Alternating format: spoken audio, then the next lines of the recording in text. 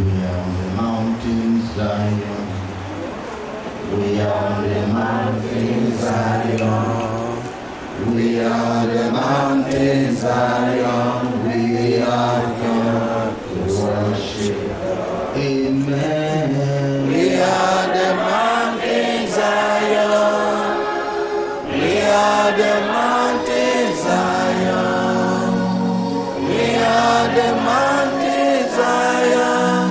We are here to worship God. We are on the mountain Zion. We are on the mountain Zion. We are on the mountain Zion. We have come to worship. Hallelujah. We are the mountain Zion. We are the mountain Zion.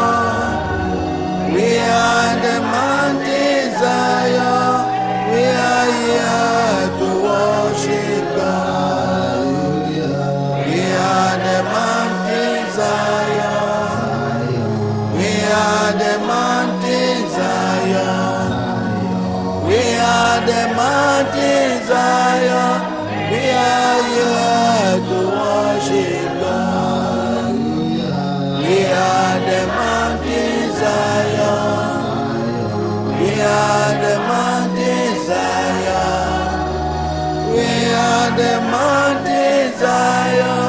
We are here to worship God. We are the mountain Zion. We are the mountain Zion. We are the mountain Zion. We are here to worship God. Amen. Good morning to every one of us. Je vous dis bonjour à tout le monde. I am happy that God Je suis content parce que Dieu est en train de faire de nouvelles choses et vous êtes l'un de ces gens qui sont des bénéficiaires. Le Seigneur a décidé de vous utiliser et vous a sélectionné dans cette compagnie. Et je prie que vous soyez fidèles à Jésus. Vous allez faire à Dieu ce qu'il vous a appelé à faire.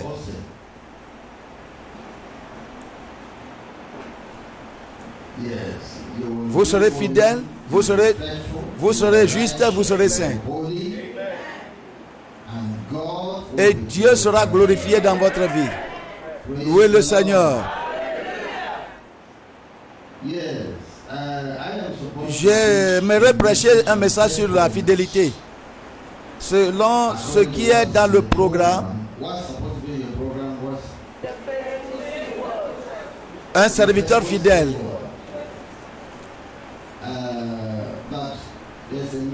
Mais il y a un message que le Seigneur a mis dans mon cœur depuis pour que je vous donne ça.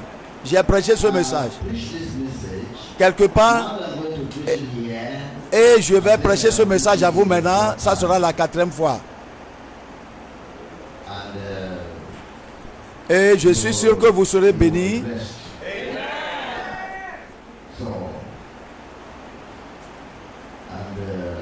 Le Seigneur aimera vous donner une connaissance spéciale qui va vous faire délivrer et aussi délivrer les autres. Il veut que vous alliez dans ce côté. La raison pour laquelle je vous donne le message,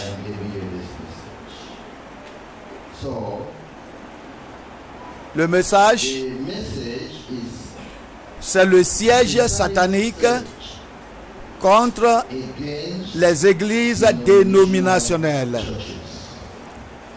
Le siège satanique, le blocage, la prise satanique, ou bien l'emprise satanique contre les églises dénominationnelles.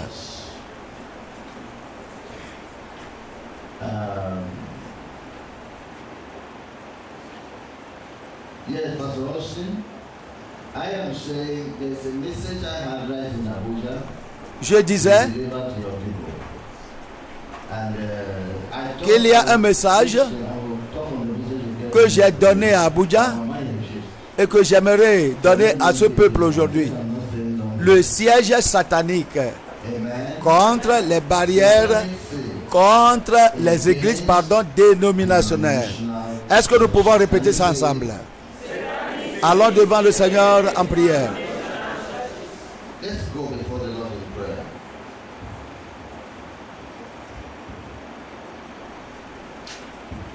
Dites au Seigneur d'ouvrir vos yeux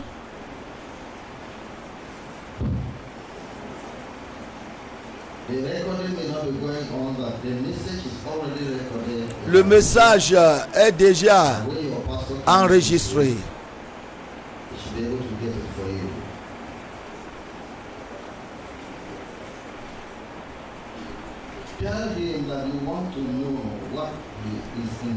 Dites au Seigneur que vous voulez connaître ce qui est dans sa pensée.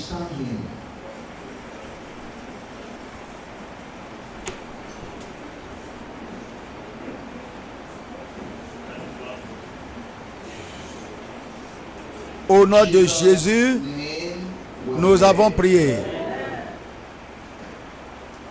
Dieu Tout-Puissant, nous te remercions pour ce message que tu nous envoies. Père divin, les gens qui écoutent ce message sont peu, mais l'effet sera grand. Et nous demandons que ce message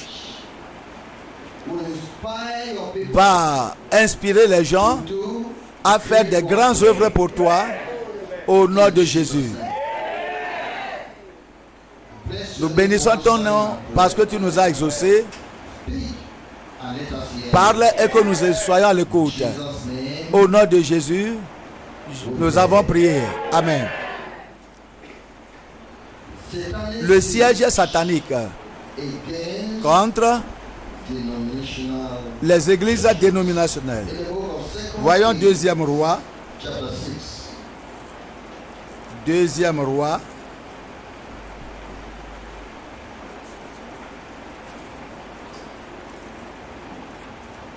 Deuxième Roi chapitre 6.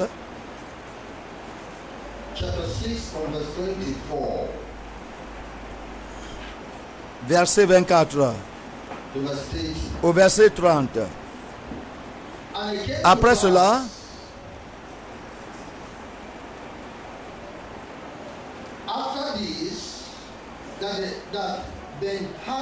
Ben-Hadad, roi de Syrie, ayant rassemblé toute son armée, monta et assiégea Samarie. Il y eut une grande famine dans Samarie et il la serrait tellement qu'une tête d'âne valait 80 cycles d'argent et le quart d'un cab de fiente de pigeon 5 cycles d'argent. Et comme le roi passait sur la muraille, une femme lui cria: sauve-moi, ô roi, mon Seigneur. Il répondit: si l'Éternel ne te sauve pas, avec quoi te sauverai-je?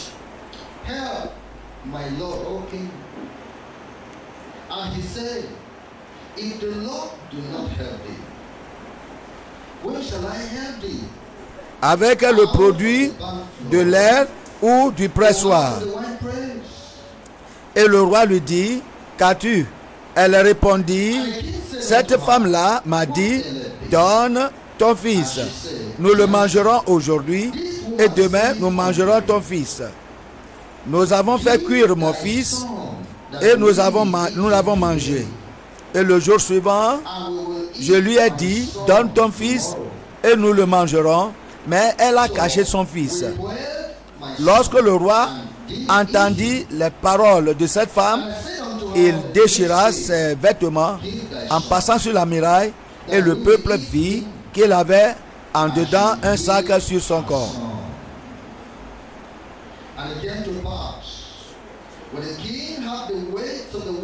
du verset 24 jusqu'à 30.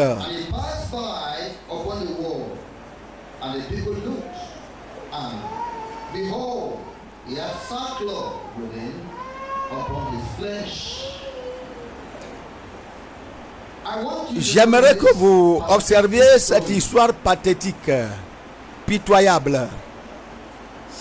Samarie est la capitale du royaume du nord d'Israël.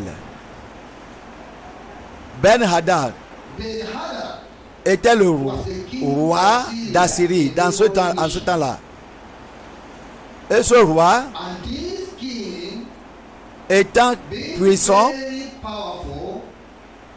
a décidé de se lever contre Samarie et de la capturer. Ce qu'il avait fait, c'est les cités de 7 jours-là étaient clôturées. Et Samarie savait que la ville de Samarie était clôturée. Et les portes étaient fortifiées. Et il a dit à son armée d'entourer, de contourner la ville de Samarie autour du mur et de ne laisser personne rentrer ni personne sortir. Si quelqu'un sort de la cité, il est tué. Si quelqu'un veut rentrer quelque part pour aller dans la cité, sera aussi tué. Et que son armée, avec de multitudes de soldats, vont contourner la ville de Samarie. Et puis il a dit à son armée, nous avons assez de nourriture pour vous donner, et vous allez camper là-bas autour du mur jusqu'au temps que les gens à l'intérieur de Samarie seront épuisés, leur approvisionnement de nourriture sera épuisé, et puis de là, poussés par la faim, ils vont vouloir sortir, et de là nous allons les capturer. Et il a amené son armée et ils ont contourné la ville. Les portes de Samarie étaient barricadées, fermées, et ils sont restés là-bas des années, jusqu'au temps que l'approvisionnement de la nourriture au milieu de Samarie était épuisé. Quel était l'effet de ce siège contre Samarie? La crainte et l'insécurité régnaient à l'intérieur des murs de Samarie. Personne ne sortait, personne n'allait. La crainte et l'insécurité régnaient dans la ville. Parce que la vie au portail était difficile, parce que les ennemis étaient tout autour de la ville en criant que vous devez vous soumettre. Nous allons vous prendre, nous allons vous tuer. Ces cris-là, à l'aide des haut-parleurs, des soldats assyriens, alors causaient la crainte et de panique. Il avait d'insécurité dans les murs de Samarie.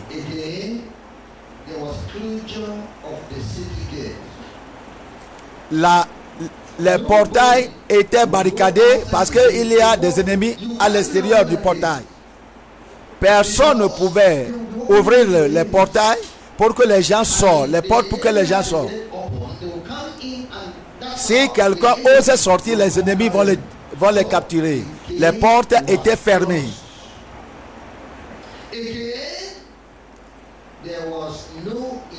Il n'y avait pas de transaction entre Samarie et les autres nations. La ligne de transaction est coupée. L'approvisionnement venant de l'extérieur est coupé.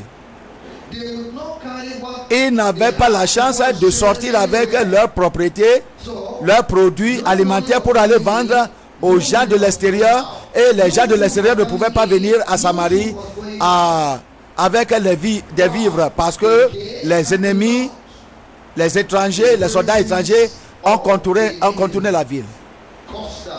Vous voyez comment cette bataille a été technique. Très technique.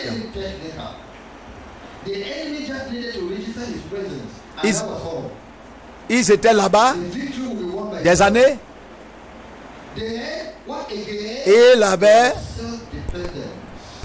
il avait de soutien personnel dans la ville. Toute la ville a été sous siège.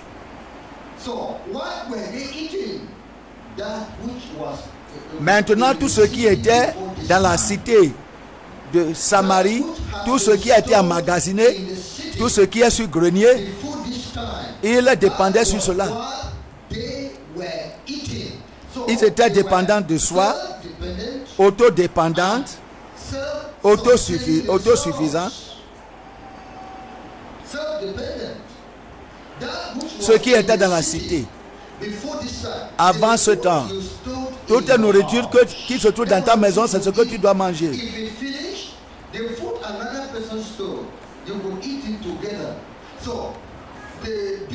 Maintenant, le commerce qui se faisait là-bas dans la ville était seulement le changement de nourriture.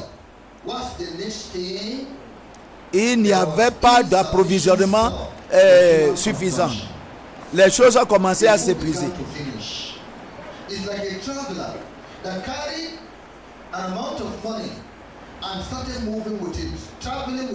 Si tu es commerçant et tu as beaucoup d'argent et que tu ne fais pas de transactions commerciales, est-ce que ton argent augmentera? Non. Tout ce que tu as comme approvisionnement ou bien l'argent à la banque, ça s'épuise de jour en jour et rien ne s'ajoute. De manière que tout est devenu insuffisant.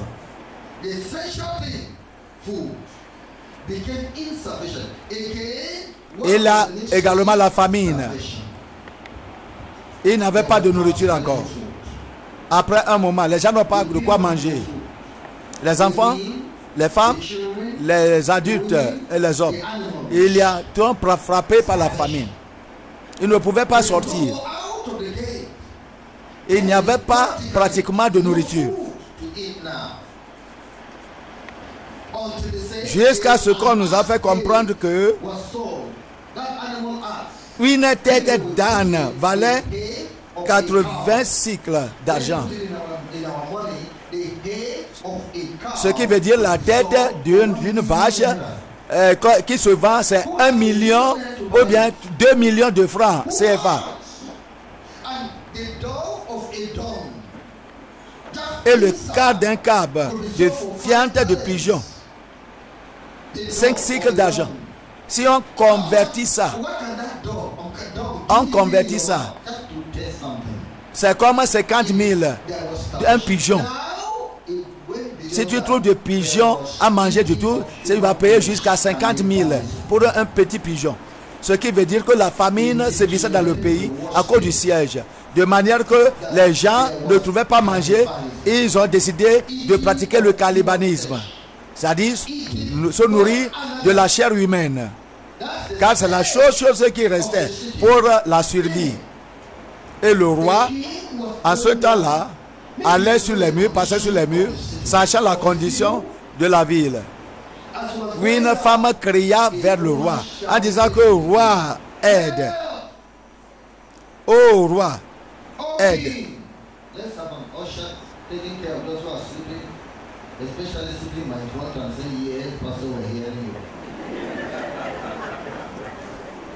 Maintenant, aide, au secours. Oh roi, au secours. Vous connaissez l'état de la cité. Et le roi disait que c'est pour tout le monde. Vous connaissez, moi-même je suis inclus. Qu'est-ce que j'ai à vous donner? Est-ce que j'ai un magasin quelque part et que je vais aller où j'ai approvisionné des vivres pour venir vous donner, ou bien y a-t-il quelque part une boutique d'où je vais faire sortir quelque chose pour vous, d'où je vais trouver d'aide pour vous aider? Et puis, quel est le problème? Elle a demandé. La femme a dit que moi et ma voisine, nous sommes convenus à manger la chair humaine de nos enfants. Nous nous sommes convenus que au départ, je vais envoyer mon fils et nous allons manger. Et le second jour, lui va présenter son fils. Maintenant, selon notre accord, j'ai envoyé mon enfant, nous avons mangé. Et maintenant, c'est à son tour d'amener son fils. Et puis, elle est partie cacher son fils. Et le roi a commencé à secouer la tête. Il a vu le niveau, la gravité de la situation dans laquelle il se trouvait. Il a dit que, mais depuis quand ceci peut commencer? Quelle est cette... Maintenant, le cannibalisme est devenu pratique à cause de la famine, de manière que les femmes n'ont pas eu honte de confesser et même de confesser publiquement, au lieu de craindre ce qu'elles ont fait. Et la conscience des gens à l'égard du péché est devenue faible, de manière qu'on n'a pas la crainte du péché comme ce cas ici. Ce qui devait être un péché qui va amener à la prison est devenu quelque chose, c'est-à-dire quelque chose pratiqué ici sans qu'aucune personne n'intervienne. Donc, c'est la gravité de la situation là-bas et c'est de même manière que nous voyons l'état des églises aujourd'hui. Les églises dénominationnelles sont dans cette condition. Tu vas les voir tout autour. Satan les a mis de siège sur les églises. Satan a mis de siège sur toutes les églises dénominationnelles. La crainte et l'insécurité règnent dans les églises dénominationnelles. Toute église est à la crainte qu'aucune personne ne vole leurs membres, qu'aucune personne ne vienne tirer leurs membres. Toute église fait tout possible pour protéger leurs membres. Ça, c'est à cause de l'insécurité des églises dénominationnelles. Il y a les portails, les portes des églises dénominationnelles sont fermées. Le pasteur débrouille de toute manière pour empêcher les membres d'aller dehors pour aller écouter d'autres messages qui vont les sauver.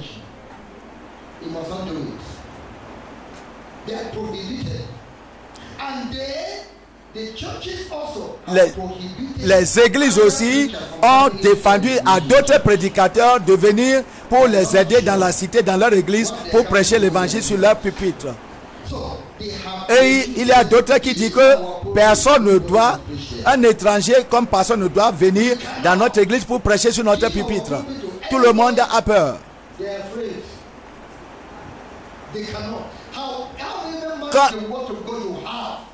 Combien de paroles de Dieu vous avez? La vérité qu'ils ne connaissent pas, ils ne veulent pas recevoir cela parce qu'ils savent que s'ils laissent leur portail ouvert et d'autres hommes de Dieu viennent avec la vérité, leurs membres vont les quitter. Beaucoup d'entre eux sont venus voir ce qui arrive ici. Mais, arrivés là-bas, ces pasteurs sont partis dire à leurs membres de ne pas aller là-bas parce qu'ils ne sont pas sûrs de nous. Et ils ont inspiré la crainte dans la vie de leurs membres de manière à fermer les portes contre leurs membres. Si c'est qu'ils sont venus ici, ils sont permis, ils vont voir des choses. C'est la situation qui se pose.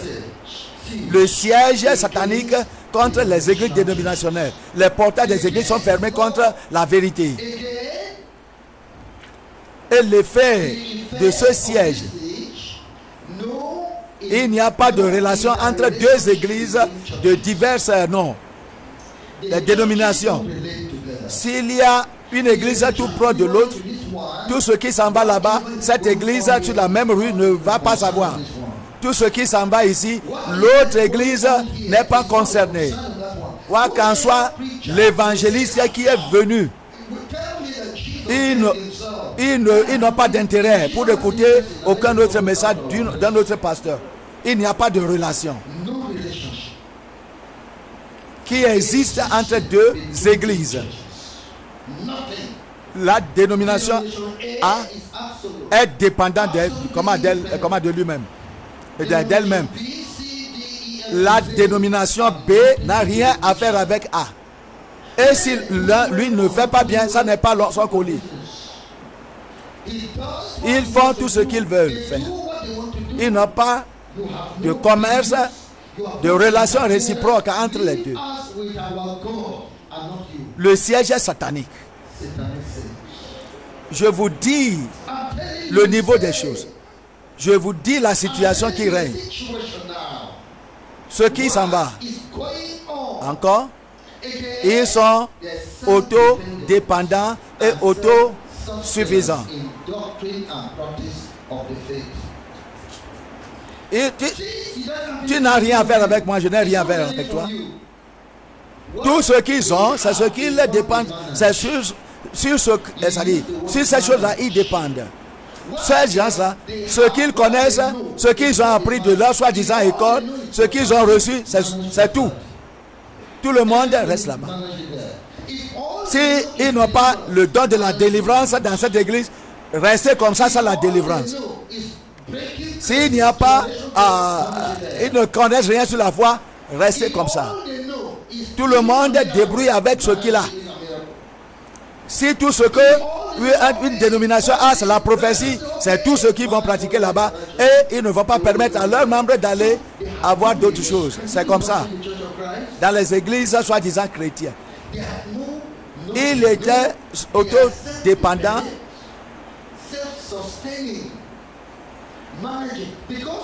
Il ne veut pas importer d'autres choses qu'il n'en possède pas. Comme nos pays font. Et ils n'aimeront pas que quelqu'un d'extérieur qui n'est pas leur membre prêche sur leur pupitre. Parce qu'ils n'ont pas la confiance sur d'autres soi-disant chrétiens. Quiconque, ils ont peur que quiconque viendra prêcher va diviser l'église pour eux et partir. Oh, ils vont dire que non. Le pasteur là, non, je ne vais pas le permettre. Parce que s'il vient, les autres, les membres vont le connaître. Ils continuent avec le peu de connaissances qu'ils disposent. Et puis, il y a maintenant l'épuisement de la provision spirituelle pour les membres de l'église. Les membres n'ont pas assez.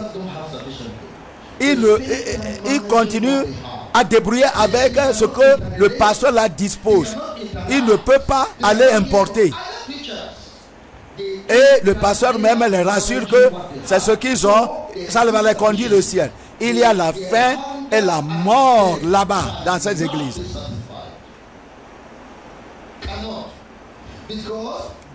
Dieu a mis dans notre bouche le goût.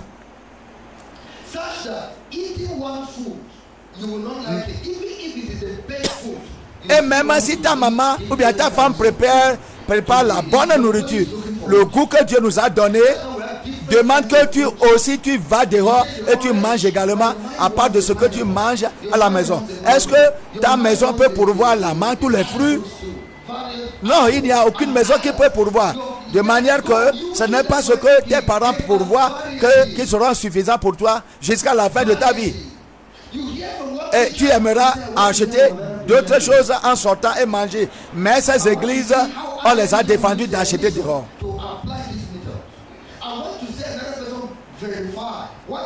La Bible a dit que de la bouche de 2 ou 3 personnes, tout à fait sera établi. Mais aussi longtemps que vous ne faites pas des recherches pour chercher à écouter ce que les autres ont, les membres ne seront jamais suffisants. Et ils ont faim. Des fois,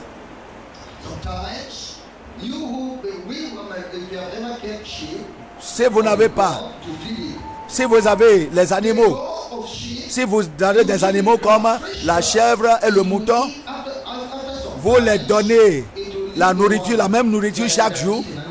Des fois, le temps arrive, vous-même les donnez la nourriture que vous les donnez. Ils ne vont pas prendre ça ce jour-là. Ils vont commencer à crier, chercher d'autres choses. Pourquoi? Et vous vous posez la question, pourquoi la chèvre la crie? Mais voici l'herbe verte que je t'ai donnée. Non. Ils veulent avoir d'autres herbes. Ils veulent avoir d'autres pâtures. Donc, le cœur des membres de ces églises sous siège commence à désirer d'autres choses fraîches. Alors, qu'est-ce que les compagnies font? Si les compagnies produisent des produits qui produisent machin pour nous, ils produisent ça. Après un moment, ils vont changer la couverture. Ils vont changer le contenu pour pouvoir promouvoir le business de plus. Un nouveau commandement, je vous donne. Jésus a dit, le nouveau commandement est l'ancien commandement. Seulement, je suis en train de réaménager ça pour que ça attire les gens. Les églises doivent amener de nouvelles choses. De nouvelles choses. De nouvelles choses. Le lait qu'on produisait dans l'Antiquité peut être le même lait, mais quand même, ils ont changé le contenu et ils ont changé la couleur pour attirer les gens. C'est comme ça. Et Dieu n'a rien à faire avec la dénomination.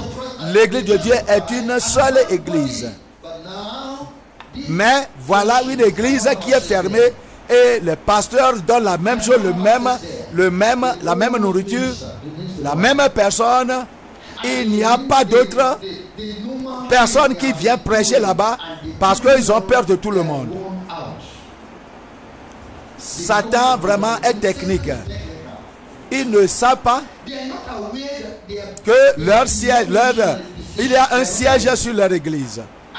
Ils ne savent pas que c'est l'ennemi qui est en train de faire cela et ils croient qu'ils sont trop sages.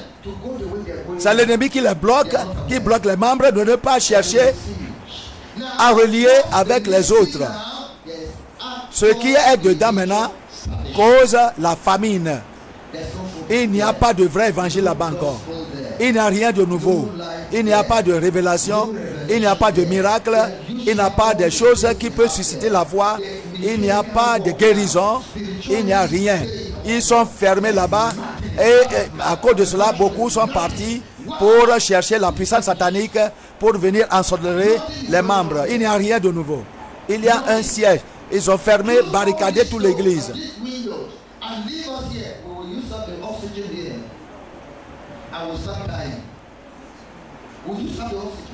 Beaucoup ont utilisé tout ce qu'ils ont déjà. Dieu les a donnés. Et maintenant, ils sont devenus mécaniques. Et là, maintenant, la sorcellerie qui est en train de prendre racine dans l'église. Les péchés pratiques. Comme ces gens ont commencé à manger la chair humaine, ces femmes. C'est comme ça qu'il y a la pratique de la sorcellerie maintenant dans ces églises. Il y a l'idolâtrie, vrai. Il y a la sorcellerie. Il y a la méchanceté. Il y a tout péché imaginable que tu pouvais penser. Ça commence à développer. Et l'homme de Dieu lui-même, tout son enseignement, il voit que les gens ne sont pas intéressés encore en ce qu'il dit. Alors il va sortir secrètement pour serrer la main avec Satan et avoir les puissances diaboliques.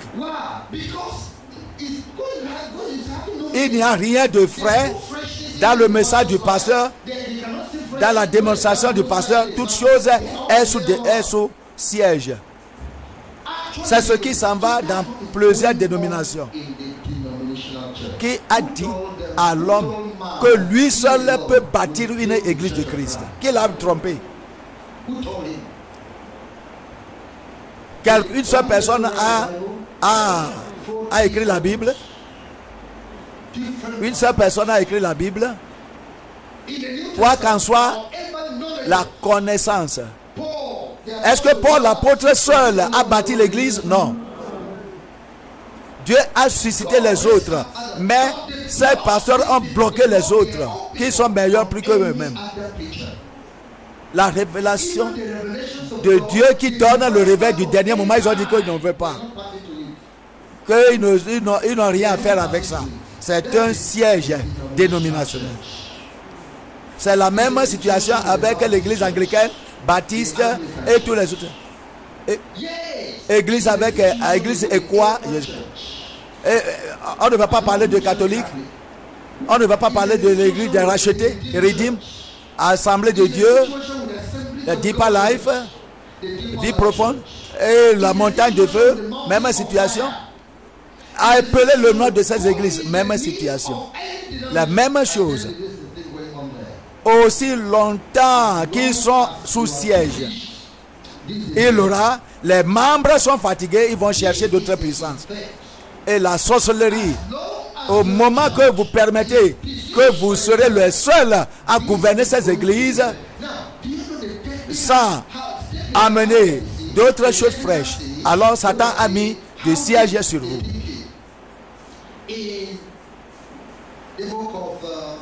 Ésaïe 65. Verse 2 to 5. 55, Isaiah 60. 65, Verset 2. verse 2 to 5. J'ai tendu mes mains tous les jours vers un peuple rebelle qui marchait dans une voie mauvaise au gré de ses pensées, vers un peuple qui ne cesse de m'irriter en face, sacrifiant dans les jardins et brûlant de l'encens sur les briques,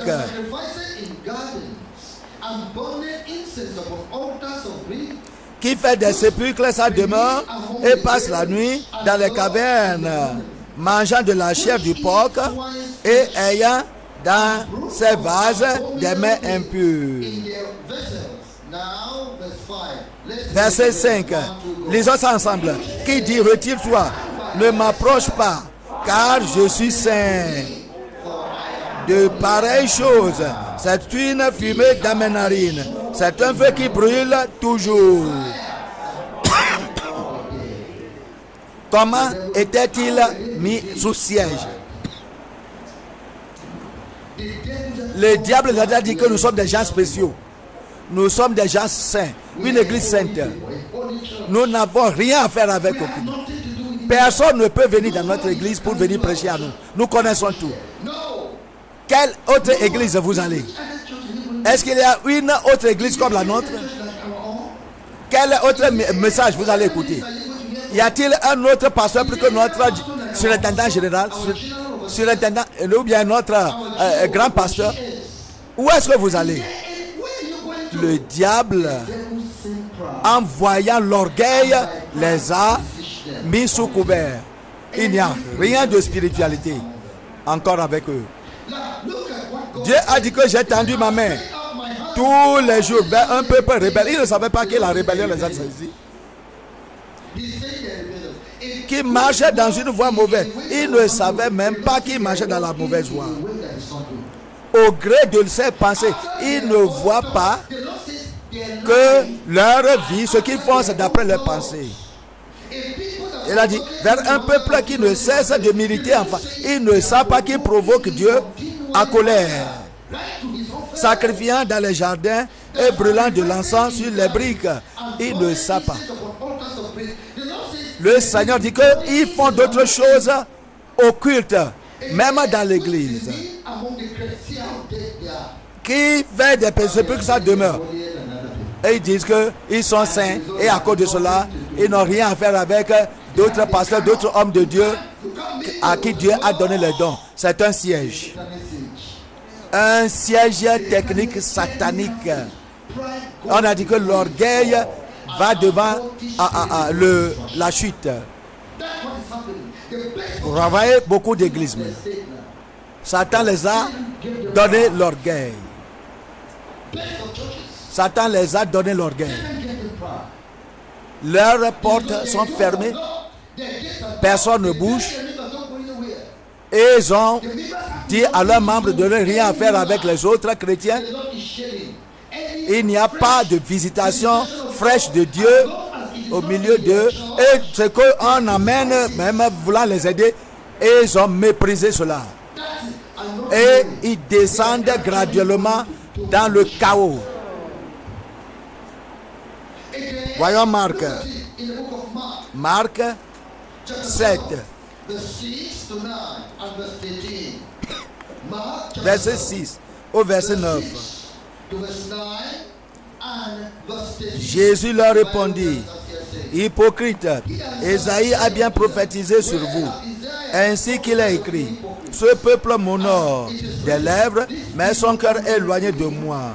C'est en vain qu'il m'honore en donnant des préceptes qui sont des commandements d'hommes. Vous abandonnez le commandement de Dieu et vous observez la tradition des hommes. Il leur dit encore, vous anéantissez fort bien le commandement de Dieu pour garder votre tradition. Vous anéantissez fort bien le commandement de Dieu pour garder votre tradition. Verset 13. Annulant ainsi la parole de Dieu par votre tradition que vous avez établie, et vous faites beaucoup d'autres choses semblables, similaires. Tradition. Ils observent maintenant. Ils ont beaucoup d'autres choses qu'ils font dans les églises maintenant qui n'ont rien à faire avec Dieu. Beaucoup de pratiques qu'ils ont importées. Ils disent à leurs membres, c'est la manière dont vous devez aller. C'est le Seigneur, c'est ce que vous devez faire. Mais ce sont les traditions d'hommes. Si quelqu'un dit qu'il est chrétien, il doit faire ça comme nous l'avons dit. Et non pas ce que Dieu a dit, mais les traditions. Et ils introduisent ces choses dans leur église. Établis et font des annonces.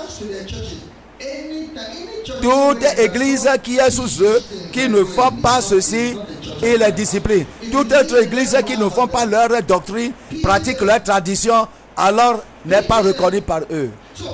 Et ceci est devenu de siège. Et ils sont assiégés par les traditions. Les membres ne voyagent à aucun lieu. Pourquoi les traditions? Les choses qu'ils font là-bas, ils ne vont pas trouver ça à aucun autre lieu. Mais peut-être la manière dont ils prient, la manière dont ils jeûnent, la manière dont ils font leurs choses. Ils ont amené beaucoup de choses selon leur tradition. Ok?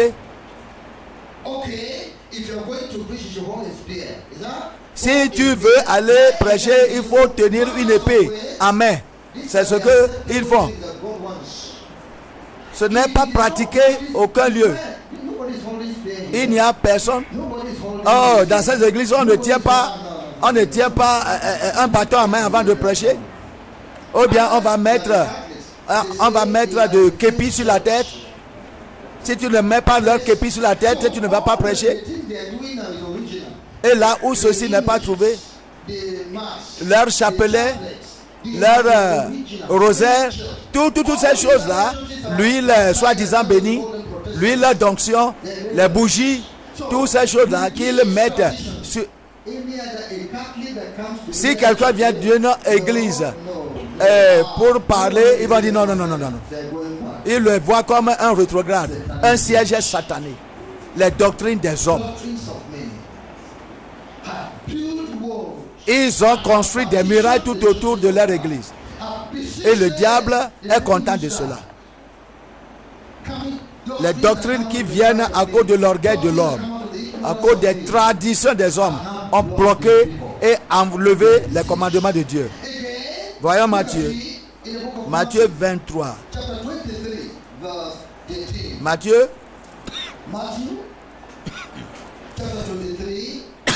verset 13. La Bible dit,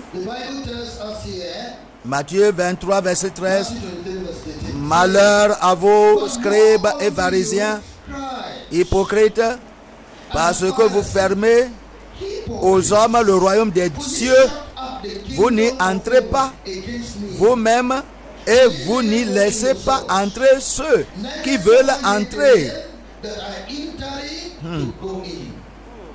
Qu'est-ce qu'on appelle ceci? Les leaders humains. Ça est devenu siège. Les leaders humains qui ont été placés sur les gens. Ils disent que nous ne voulons pas la vie, la lumière. La manière dont eux-mêmes ont inventé les choses, c'est comme ça que les membres doivent faire. Les missionnaires, le missionnaire qui est venu ouvrir ou bien établir cette église ne nous a pas dit que nous devons faire comme ça. Nos anciens parents qui ont fondé cette église, c'est ce qu'ils ont fait, les doctrines qu'ils ont fait. Mais est-ce que cela se trouve dans la Bible? Tu ne vas pas trouver. Les leaders humains sont devenus de sièges imposés.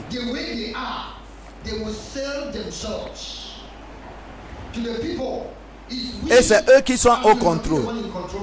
Et Jésus dit, je ne veux pas ces églises. Ces dirigeants ne connaissent pas Dieu. Ils ne connaissent pas Dieu. Ils ne le connaissent pas. Et ils vont promulguer les lois qui vont empêcher les lois promulguées par eux, disant que ceux qui n'ont pas passé par ici, observer cette tradition, n'iront pas au ciel. C'est ce que nous devons faire. Et par suite, les membres, à cause de la crainte, ne peuvent pas sortir. Ils sont gardés dans ces portes fermées. Nous parlons du siège satanique contre les églises dénominationnelles. Est-ce que toutes ces choses-là, est-ce que Jésus les regarde? Non. Ils sont pour eux-mêmes. Voyons. Jean 9. Jean 9, 18.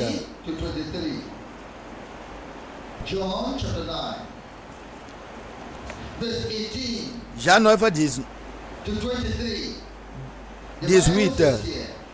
Les Juifs ne crurent point qu'il eût été aveugle et qu'il n'eût recouvré la vue jusqu'à ce qu'il eusse fait venir ses parents.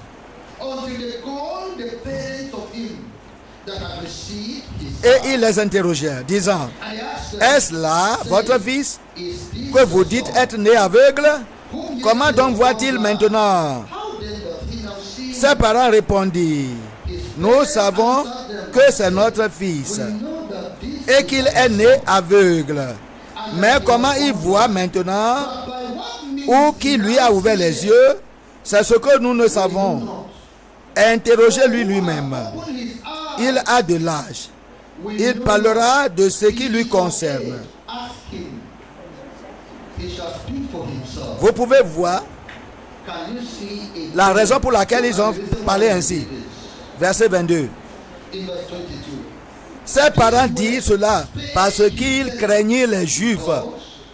Car les Juifs étaient déjà convenus que si quelqu'un reconnaissait Jésus pour le Christ, il sera exclu de la synagogue. Il sera exclu de leur église. À cause de cela, ils ne devaient pas reconnaître la vérité pour la crainte d'être exclus de leur église. Les gens humains utilisent leur sagesse contre Dieu. Les parents, vous êtes sous siège satanique.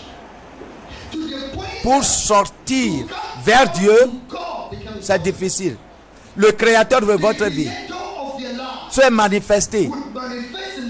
Il a manifesté sa puissance et sa miséricorde. Mais les gens ont peur des dirigeants humains dénominationnels. Et à cause du siège satanique, la puissance du siège, les parents savaient que c'est Jésus qui a ouvert les yeux de leurs aveugles nés enfants. Ils connaissaient. Est-ce que ce n'est pas une bonne chose que le Seigneur les a montré cette miséricorde? Et c'est eux qui amènent cet enfant 40 ans, né aveugle, pour aller uriner, pour aller chier, pour aller faire tout chose. L'enfant ne pouvait pas voir. Il est devenu 40 ans, il ne pouvait pas voir. Tout ce que cet enfant a fait depuis le commencement est par ses parents. Maintenant, Dieu a vu votre souffrance.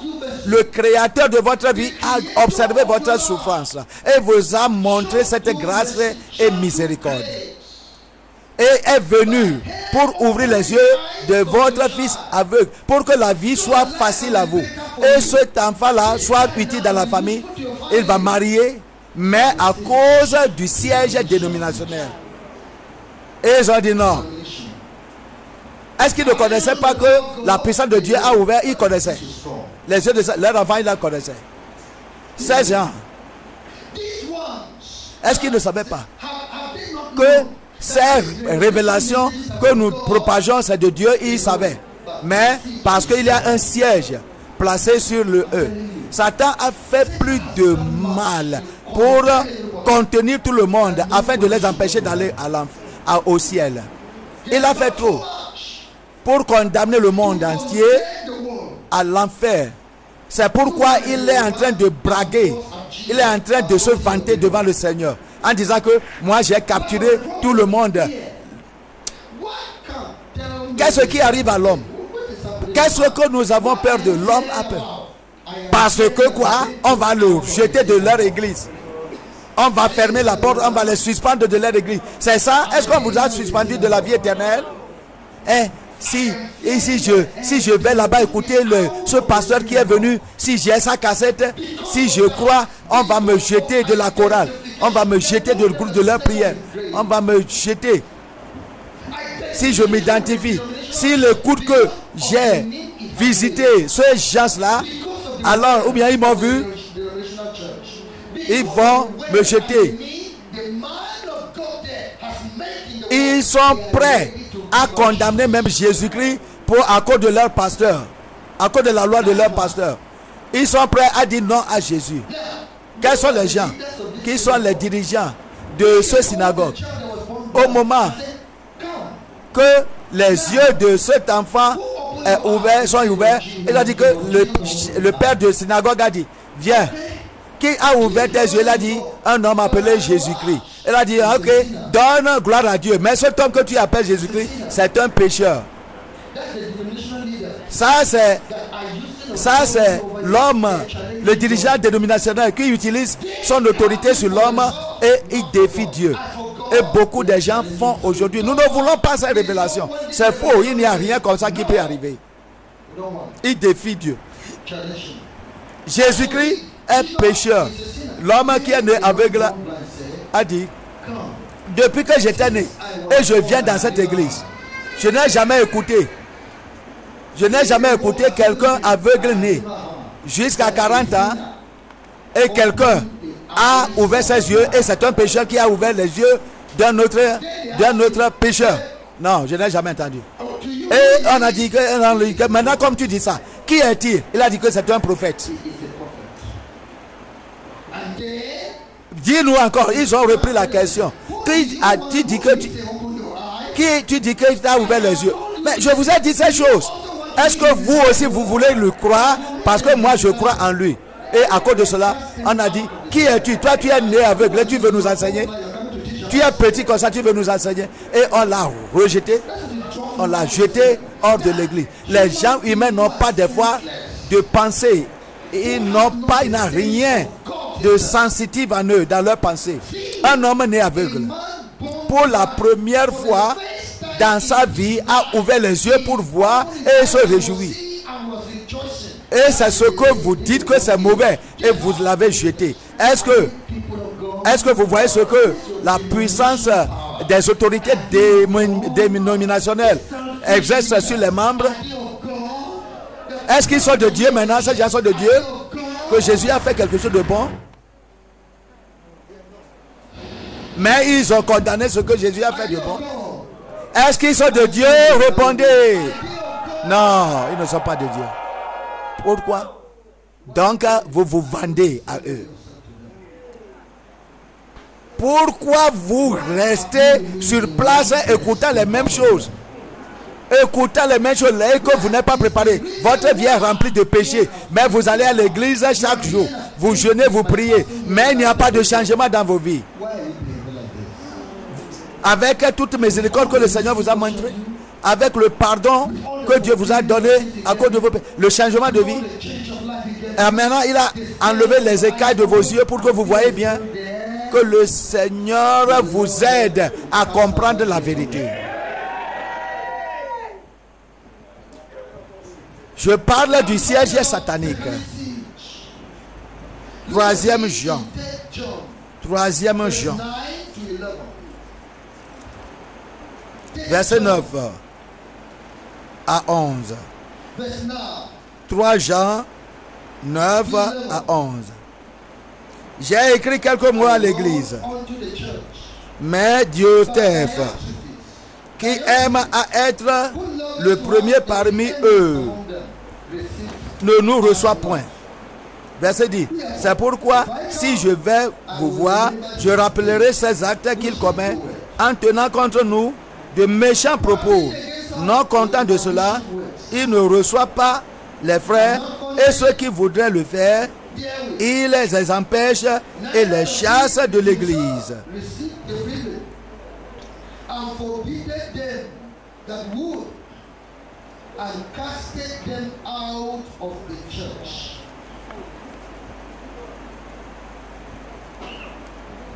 Verset 11. Verse 11. Bien-aimés, And casted them out bien-aimés, of the n'imite church. pas le mal, mais le bien. Celui qui fait le bien est de Dieu. Celui qui fait le mal n'a point vu Dieu. Follow not that which is evil, but that which is good. He that doeth good is of God. But he that doeth evil hath not seen God. C'est l'apôtre Jean. Now, this is Apostle John. Dieu a laissé Jean John jusqu'à ce temps-ci. Il a traversé beaucoup de persécutions. and persecutions. Et Dieu l'a laissé en vie Left him alive jusqu'à until his age. He lived jusqu'à la vieillesse. longer than all Pourquoi? the apostles. Il a une raison. There was a reason Pour corriger l'église, to correct the church. et pour soutenir l'église, pour superviser les œuvres dans l'église, pour guider l'église dans la vérité contre les mauvaises doctrines. False doctrine. Jean a écrit une lettre à l'église. Gaius Where Gaius is, était là-bas there was a man there et le nom de cet homme pasteur était Diotrephe. Diotrephe, il aime à se faire grand, over authority à se donner d'autorité. and will Il n'aimera pas se donner à d'autres autorités dans l'église. Il a refusé la lettre écrite. Les messagers qui ont amené la lettre pour corriger tous les mots, les choses qui sont mauvaises. Ce Jean, apôtre Jean, qui a vu Jésus de ses propres yeux, a mangé avec Jésus, a vécu avec Jésus, a vu tout ce qui est dans la Bible. Alors, apôtre, soi-disant Diotrephe, est plus grand plus que lui.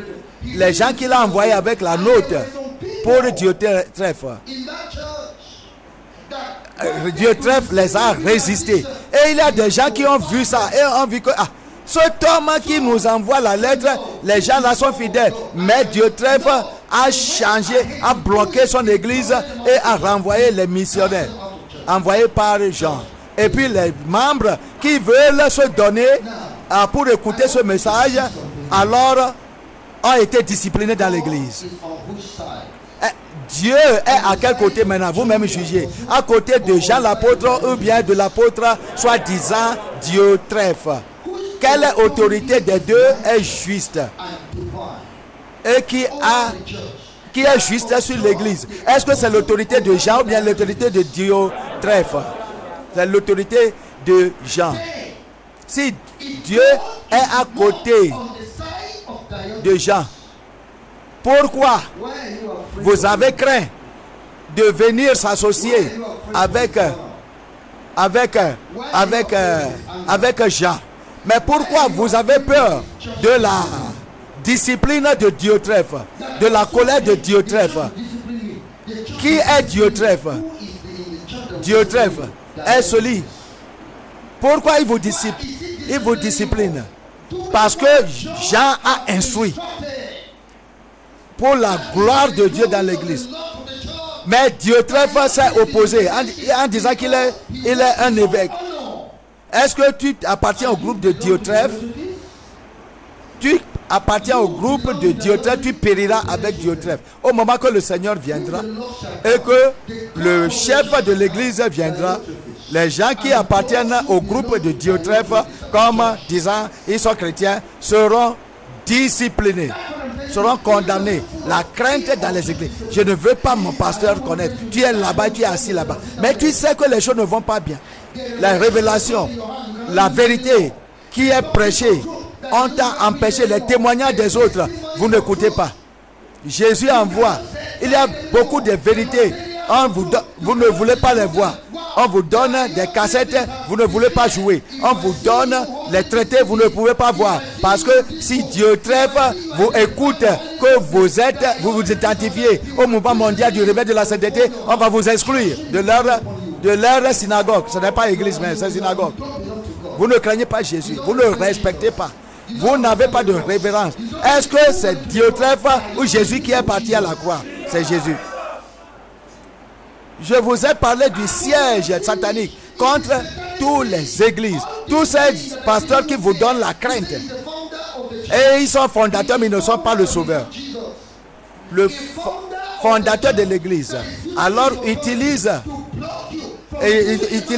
l'autorité pour vous bloquer, c'est Diotrephe. C'est Diotrephe. Et Jean dit que si je viens, je vais prendre soin de lui. La puissance de Dieu prendra soin de ces pasteurs. Ces pasteurs rétrogrades qui se lèvent contre la volonté. Vous qui êtes troublés, reposez-vous avec nous. Le Seigneur est à côté de nous. Vous êtes à côté de la vérité. Pourquoi vous craignez? Le Seigneur, dans ce message, cette révélation, ce message que vous écoutez, qui est à côté de Dieu? C'est vous. Qui est à côté de Dieu? En écoutant toutes ces choses. Si c'est comme ça, venez à côté du Seigneur. Ceux qui appartiennent à Diotrephe, il faut qu'ils restent avec Diotrephe. Le jugement viendra sur eux. Qu'est-ce que je dis?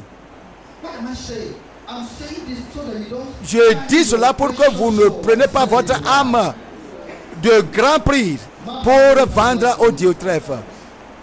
Il est seulement fondateur d'une église dénominationnelle, une assemblée locale. Qui vous a dit que même ces lieux-là sont des lieux qui vont au ciel? Quelqu'un vous a trompé que c'est la voie pour aller au ciel? Et puis vous pensez que étant sorti, vous n'allez pas aller au ciel encore? Ça, c'est la crainte posée par le siège satanique. Jésus est le chemin. Jésus n'a rien à faire avec aucune église, aucune dénomination. Il a une seule église et il espère à ce que tu viennes dans son église. Voyons Actes des Apôtres. Actes chapitre 11 verset 1 au verset 4. Acte 11 verset 1 à 4 et verset 18. Verset 17 et 18. 1 d'abord. Les apôtres et les frères qui étaient dans la Judée apprirent que les païens avaient aussi reçu la parole de Dieu.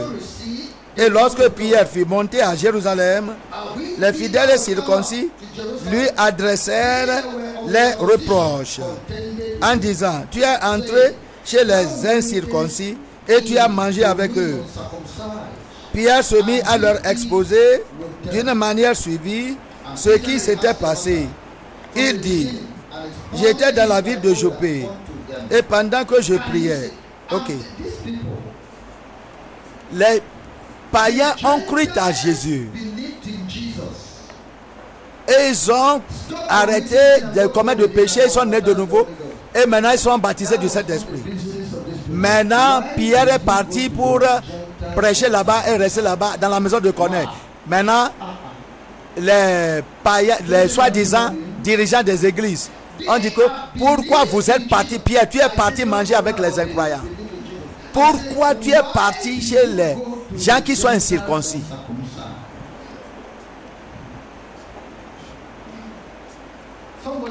Quelqu'un a parlé d'un livre qu'il a donné, l'un de nos livres, à quelqu'un qui est converti. Et puis l'affaire est parvenue à l'autorité de son église. Elle a dit que quelqu'un est converti. Et on l'a posé la question à celui-là. Pourquoi tu lis le livre de la Révélation? On lui a posé la question. Est-ce que vous écoutez ce que je dis? L'affaire est dénominationnelle. Le siège est puissant. Et il dit qu'il ne croit pas en cette... Mais la cassette a converti quelqu'un. Pierre, la réponse, ce qui m'a contenté, c'est que ils sont prêts à écouter la défense de Pierre. Mais beaucoup de nos dirigeants aujourd'hui, on va voir 17 et 18. Or, puisque Dieu leur a accordé le même don qu'à nous qui avons cru au Seigneur Jésus-Christ, pouvais-je moi m'opposer à Dieu? Verset 18. Après avoir entendu cela, il se calmait et il glorifiait Dieu en disant: Dieu a donc accordé la repentance aussi aux païens afin qu'ils aient la vie. Il faut voir maintenant.